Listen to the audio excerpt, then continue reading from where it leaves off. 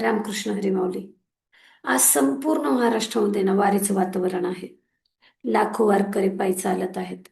टाळ मृदुंगाचा नाद, अभंग, दिंड्या, सेवा, भक्ती आणि हे सगळं काही भक्तिमय असं दृश्य पाहिलं ना की मन आपोआप भरून येतं. छान वाटतं. लाखो लोक पायी चालत जात आहेत. कुणाच्या हातात टाळ दिसतोय, कुणाच्या गळ्यामध्ये तुळशीची माळ दिसतीये. पण सगळ्यांच्याच ओठावर आहे ना विठ्ठलाचंच नाव. प्रश्न एकच आहे की वारी म्हणजे नेमकं हे काय? ती फक्त पंढरपूर पर्यंत जाणारा प्रवास आहे की स्वतःच्या मनापर्यंत पोहोचणारा प्रवास आहे? म्हणजे वारीमध्ये सगळेजण आहे ना सेम दिसतात. कपाळाला टिळा, पांढरे शुभ्र कपडे. पण प्रत्येकाच्या मनामध्ये ना एक वेगळी भावना. कारण एकाच रस्त्यावर ध्येय पण एकच. एकाच दिशेने चालू आहेत आणि एकच नाव घेत 7,000 लोक चालतायत. सगळे एकच आणि एकत्र पण प्रत्येकाच्या मनातले हेतू मात्र वेगळे आहे. आणि जीवनात सुद्धा असंच घडतंय. आणि म्हणूनच आता आपण पाहूया, म्हणजे एक एक करून आपण वारीतले वारकरी आणि मनातले वारकरी हे आपण पाहूयात. एक म्हणजे परंपरेने चालणारे वारकरी. काही लोकांना विचारलं वारीला का जाताय? उत्तर मिळतं, घरचे जातात म्हणून, लहानपणापासून जातोय म्हणून, आमच्या घरची परंपरा आहे म्हणून. परंपरा ही आपल्या संस्कृतीची ताकद आहे. यात चुकीचं वाव असं काहीच नाही. पण प्रश्न हा आहे की मी जे करतोय ते समजून करतोय की फक्त सवयीने करतोय. आज प्रत्येक परंपरे पाठीमागचा अर्थ जर समजून घेतला ना तर ती केवळ परंपरा नाही राहत. ती आपली जीवन जगण्याची दिशा बनते. आपण भरपूर गोष्टी करतो. नोकरी, शिक्षण, व्यवसाय, सण, उत्सव, अगदी नाती सुद्धा, लग्न सुद्धा. पण अनेकदा का हा प्रश्न आपण स्वतःला विचारतच नाही. सवयीने फक्त. मानसशास्त्र सांगतं, ज्यावेळेस एखादा माणूस त्या गोष्टीचा अर्थ समजून घेऊन करतो ना त्यावेळेस त्याच्यामध्ये त्याला आनंद पण मिळतो, समाधान पण मिळतं आणि सातत्य पण तयार होतं, निर्माण होतं. का? माहिती असणं गरजेचं आहे. वारीला सुद्धा हेच लागू होतं. आपण फक्त पायाने चालत असेल तर ती परंपरा आहे, आपण फक्त एक प्रवास करतोय. पण जर आपण विचाराने चाललो ना तर ती एक साधना होतीये. परंपरा नक्कीच जपायची आपल्याला, पण तिच्या पाठीमागचं तत्व पण समजून घ्यायचंय. कारण अर्थ कळाला ना तर परंपरा ओझ राहत नाही, ती प्रेरणा बनते. परंपरा आपल्याला पंढरपूरपर्यंत घेऊन जातेच आहे, पण तिचा अर्थ समजून घेतला ना तर ती आपल्याला आपल्या स्वतःपर्यंत आतपर्यंत ही पोचवतीये. दुसरे वारकरी देवाच्या ओढीने चालणारे, म्हणजे त्यांच्या पायाला फोड असतात, अंगावर उन्हाचा तडाखा असतो, कधी पाऊस आला, कधी थकवा आला, तर चेहऱ्यावरती नाही असं विलक्षण तेज, शांतता, समाधान दिसतं. कारण ते फक्त पंढरपूरकडे चालतच नाहीयेत. ते आपल्या श्रद्धेने प्रत्येक पावलामध्ये एक विश्वास घेऊन आपल्या मनातल्या विठ्ठलाकडे चाललाय. त्यांच्या चालण्यामध्ये त्यांना कष्ट असे दिसतच नाहीत. त्यांचं प्रत्येक पाऊल नामस्मरणाचं असतं. प्रत्येक श्वास विठ्ठलाचा असतो. प्रत्येक त्रास भक्तीचा प्रसाद त्यांना वाटत असतं. ज्ञानशास्त्र सांगतं. ज्यावेळेस आपल्याला जीवनाचा अर्थ, कार्य, ध्येय सापडतं ना, त्यावेळेस त्या कष्टांचं ओझं वाटतच नाही. वारीमध्ये सुद्धा हेच आहे. ज्याला विठ्ठलाची ओढ असते ना, त्याच्यासाठी रस्ता मोठा अजिबातच नाही. आणि त्यामुळेच ओढ ध्येयाची, विठ्ठलाची बदलण्यासाठी आलेले काही वारकरी असतात. म्हणजे काही लोक दुःख घेऊन आलेले असतात. काही अपराधी मनाने येतात, काही उत्तर शोधायला येतात, काही स्वतःला नव्याने घडवायला येतात. आणि अशा लोकांसाठी वारी म्हणजे ना स्वतःला पुन्हा शोधण्याचा प्रवास. भरपूर वेळा माणूस आयुष्यभर जगाच्या गर्दीमध्ये स्वतःला हरवून बसतो. पैसा कमवताना, नाते सांभाळताना, जबाबदाऱ्या पार पाडताना स्वतःशी बोलणंच विसरून जातो. वारी त्याला थांबायला शिकवते, स्वतःकडे पाहायला शिकवते, स्वतःच्या मनात डोकवायला शिकवते. नामस्मरण, अभंग, संतांचे विचार आणि हा प्रदीर्घ असा प्रवास फक्त शरीराला थकवत नाहीत. मनामध्ये कोणते ग्लिचेस असू द्यात, अहंकार, दुःख, अपराधीपणा, नकारात्मक विचार हळूहळू हलके होत जातात. मानसशास्त्र सांगतं की बदलाची सुरुवात बाहेरून कधीच होत नाही. ती स्वतःला आहे तसं स्वीकारण्यापासून होते. आणि कदाचित त्याच्यामुळेच काही जण पंढरपूरला विठ्ठल शोधायला जातात. पण परत येताना त्यांना स्वतःमधलाच हरवलेला माणूस सापडतो. आणि खरी वारी तीच, जे आपल्या पावलांचा नाही, आपल्या विचारांचा आणि स्वभावाचा प्रवास बदलते. पंढरपूरला पोहोचणं ही वारीची समाप्ती असू पण शकते बरं का. कारण आपण स्वतःमध्ये चांगला माणूस जन्माला येणं हीच वारीची खरी सुरुवात झाली ना. वारीचा सगळ्यात मोठा चमत्कार विठ्ठल भेटण्यात नाहीच. स्वतःमध्ये चांगला माणूस जागा होण्यामध्ये, मनापासून सेवा करणारे वारकरी, ही वृत्ती ही आपल्याला जास्त मिळते. आळंदीपासून किंवा देवापासून पंढरपूरपर्यंत प्रवास करतात, पण रोज विठ्ठलाला भेटत करत असतात. म्हणजे काय?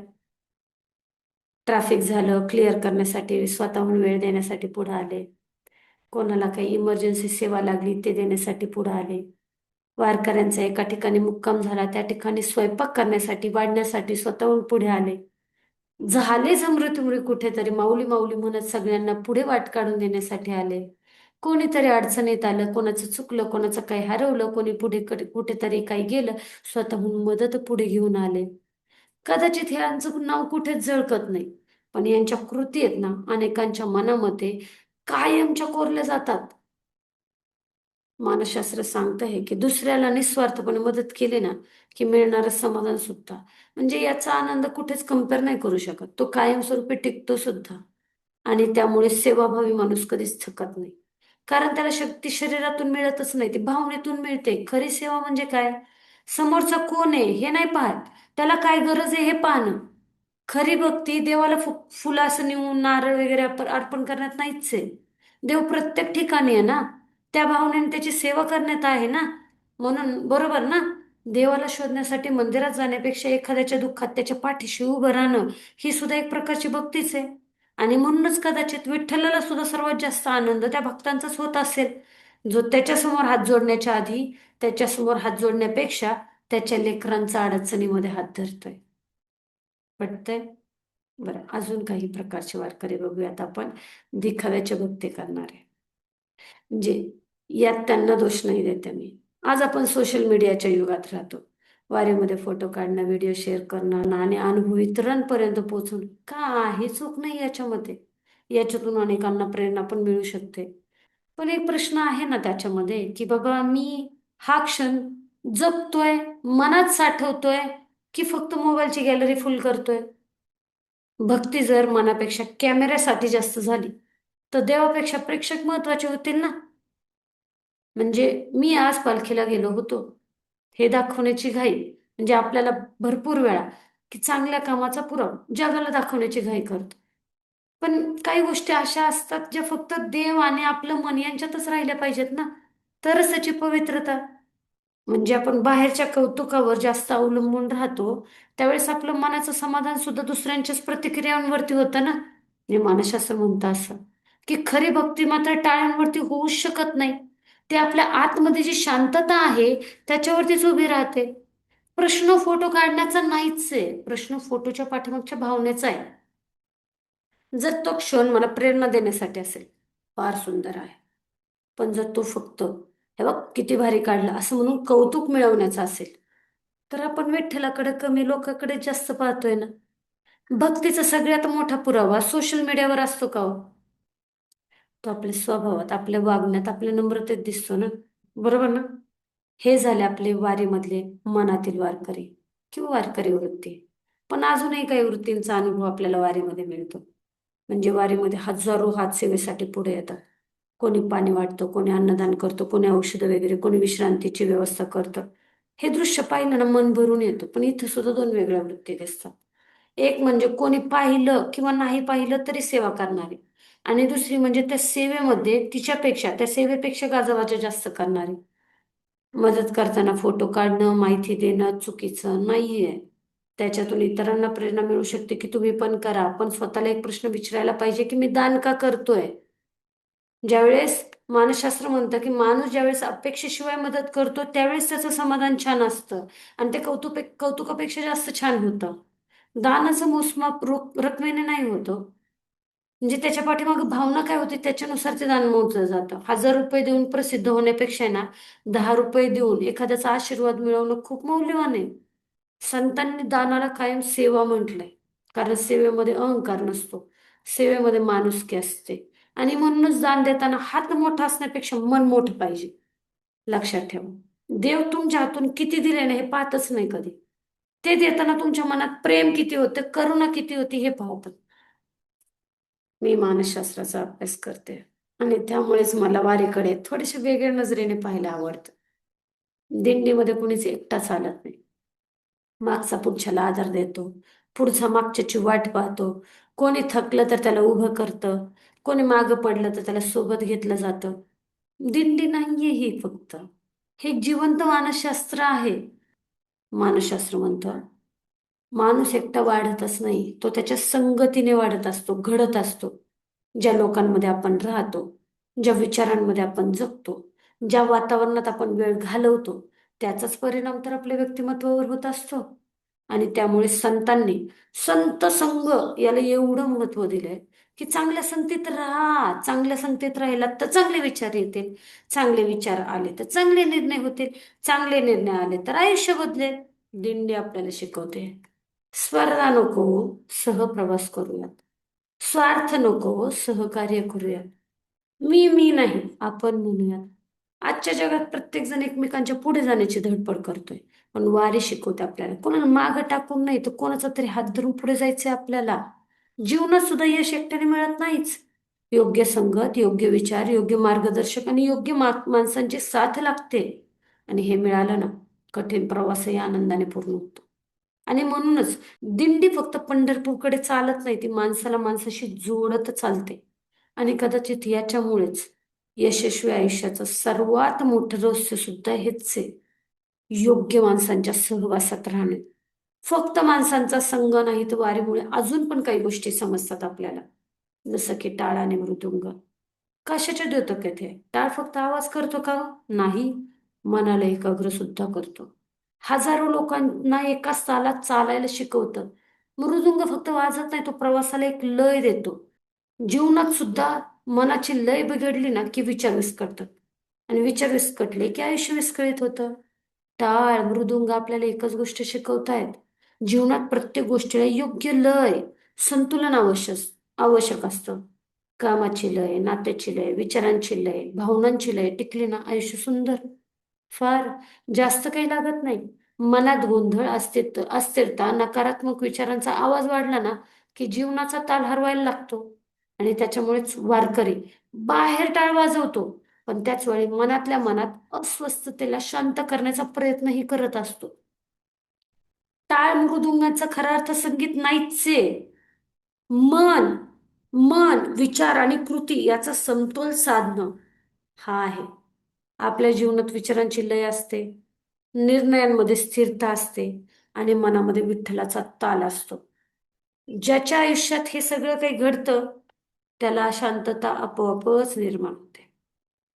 वारकरी प्रत्येक पावलावर टाळ मृदुंगासहित पुढे जात असताना प्रत्येक पावलावर तो वेदना सहन करतो, तरीही चालत राहतो. कारण काय? त्याचं त्या पायाच्या फोडांकडे लक्षच नसतं, विठ्ठलाकडे असतं. आपण मात्र छोट्या अडचणी आल्या की लगेचच्या लगेच थांबतो. ध्येय तर मोठं ठरवतो, पण अडचणी लहान वाटतात.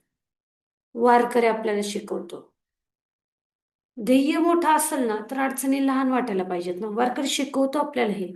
वेदना म्हणजे पायाला फोड आले म्हणजे प्रवास थांबवायचा असा अजिबात संकेतच नाहीये ना. तुमचं ध्येय किती महत्वाचं आहे याच्यासाठीची ती परीक्षा आहे.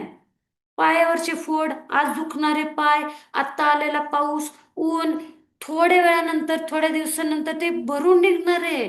पण अर्धवट सोडलेलं स्वप्न आयुष्यभर मनाला टोचत राहतं. जीवनात संकट, अपयश, टीका, अडचणी येणारच आहेत ना. पण प्रत्येक वेळेस थांबायचं की पुढे चालत राहायचं, हा निर्णय कुणाचा? तुमचा, आपल्या मनाचा. वारकरी पावलांना वारकरी पावलांनी आपल्याला एकच संदेश देतो, थांबू नको, चालत राहा. कारण प्रत्येक पाऊल तुला तुझ्या ध्येयाच्या जवळ घेऊन जातंय. वारकऱ्याच्या पायात फोड असतात पण मनामध्ये विश्वास असतो, आणि ज्याच्या मनात विश्वास असतो त्याचा प्रवास किती पण कठीण असू देत ना, तो पूर्णच होतो. आणि असंच करत करत पाऊल दर पाऊल करत प्रत्येक वारकरी विठ्ठलाला भेटतो.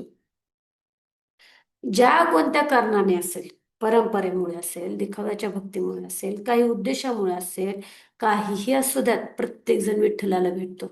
आषाढी एकादशी दर्शन घेतो आपण, नमस्कार करतो, प्रसाद घेतो आणि समाधानाने घरी पण परततो. आतापर्यंत असं नाही माहिती मला, पण आज यावेळेस नक्की आपण स्वतःला एक प्रश्न विचारूया. काय घेऊन काय आले बाबा मी तिथून? 1 दिवसाची वारी केली, 15 दिवसाची वारी केली. काय घेऊन काय आले मी? त्याचे गुण घेतलेत. संयम, प्रेम, क्षमा, सेवा, नम्रता. का वारीमध्ये गेलो, मस्तपैकी एन्जॉय वगैरे केलं, फोटो वगैरे काढले, फोटो काढले आणि आठवणी घेऊन रिटर्न आलो. देवाचं दर्शन काही मिनिटांचंच आहे बरं का. मंदिरातून बाहेर पडल्यावर पण आपला राग तसाच असेल, अहंकार तसाच असेल, स्वार्थ तसाच असेल. तर आपण विठ्ठलाला पाहिलं का? हो ना, पण समजून घेतलं का? अजिबात नाही. खरं दर्शन कधी घडतंय? जेव्हा विठ्ठल मंदिरातून आपल्या मनात उतरतो, आपल्या वागण्यातून दिसायला लागतो. लोकांना आपण पंढरपूर वरून जाऊन आलो हे स्वतः तोंडाने सांगण्यापेक्षा आपल्या स्वभावातून हा माणूस बदललाय असं जाणवतं. हाच तर वारीचा खरा प्रसाद आहे ना. पंढरपूरची वारी वर्षातून एकदा असते, पण जीवनाची वारी तर रोज चालू आहे ना हो. दररोज आपण निर्णय घेतोय. मनाची परीक्षा तर रोज असते ना. दररोज मोह, राग, अहंकार, मत्सर, स्वार्थ याच्याशी आपला सामना होतोय. खरी वारी म्हणजे काय? रोज थोडं अधिक संयमी होणं, रोज कुणाला तरी मदतीचा हात देणं, रोज प्रामाणिकपणे आपलं कर्तव्य पार पाडणं, रोज स्वतःच्या चुका सुधरून स्वतःला सुधरत राहणं, रोज अहंकारापेक्षा नम्रता निवडणं आणि रोज द्वेषापेक्षा ईर्ष्येपेक्षा प्रेम निवडणं. मानसशास्त्र सांगते एका मोठ्या निर्णयाने माणूस कधीच बदलत नाही, तो रोजच्या छोट्या सवयींनी बदलतो. आणि म्हणूनच वारी सुद्धा 1 दिवसाची घटना नाहीच आहे. ती रोजच्या विचारांची, कृतीची सवय आहे. जर मंदिरात जाऊन आल्यावर, वारीला जाऊन आल्यावर आपल्या बोलण्यात कटुता तशीच राहिली, राग तसाच राहिला, स्वार्थ तसाच राहिला, तर फक्त दर्शन घेऊन आलो, तो वारी जगलोच नाही. पण प्रत्येक दिवस आपण थोडंसं अधिक प्रेमाने बोललो, थोडंसं अधिक प्रामाणिक राहिलो, थोडी अधिक सेवा केली, अधिक चांगला माणूस होण्याचा प्रयत्न केला, तर समजा तुमच्या आयुष्यात रोज तुम्हाला विठ्ठल भेटत आहे. आणि म्हणूनच वारी संपते ते आषाढी एकादशीला, पण वारकरी वृत्ती कधीच संपता कामा नये. खरी वारी पंढरपूरच्या रस्त्यावर नाही, ते आपल्या विचारांमध्ये, स्वभावामध्ये, रोजच्या वागण्यात दिसली पाहिजे. वर्षातून एकदा पंढरपूरमध्ये जाणारं वारकरी होणं सोपं आहे, पण वर्षभर माणुसकी, सेवा, नम्रता आणि प्रेमाने जगणारं वारकरी होणं हीच तर खरी साधना आहे. आता म्हणाल, मग हे माझ्यासाठी नाही, मी कुठे वारी करतोय? आज तुम्ही वारीत असलात नसलात, प्रश्न एवढाच आहे. जे आत्ता करताय तुम्ही ते कोणत्या भावनेतून करताय? लोकांनी पाहावं म्हणून, देवाने स्वीकारावं म्हणून, कोणाला तरी करून दाखवायचंय म्हणून, का तुम्हाला हवंय म्हणून, का दुसऱ्यांसाठी काहीतरी करायचंय म्हणून? म्हणून प्रश्न असा नाही की तुम्ही वारी केली का, प्रश्न असा आहे की वारीने तुम्हाला बदलले का? जर उत्तर हो असेल ना, समजून जावं, तुमच्या जीवनातला विठ्ठल मंदिरात नाही, तो तुमच्या स्वभावात उतरलाय. विठ्ठलाला भेटण्यासाठी वारकरी व्हावं लागतं, पण विठ्ठलाला अनुभवण्यासाठी चांगला माणूस व्हावं लागतं. आणि जो खऱ्या अर्थाने माणूस झाला ना, त्याची वारी यशस्वी झाली. धन्यवाद.